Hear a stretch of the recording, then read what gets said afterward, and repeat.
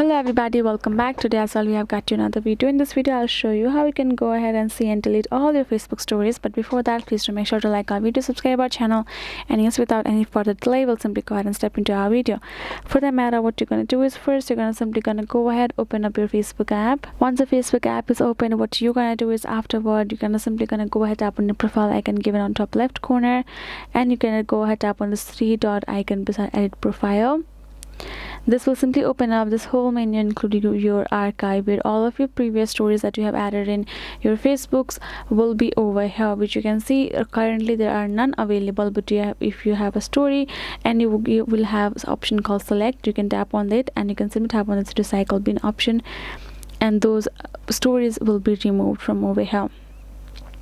That way you will simply be able to remove all of these stories from your archive, all the stories which will be saved in archive, and you can get rid of them at once.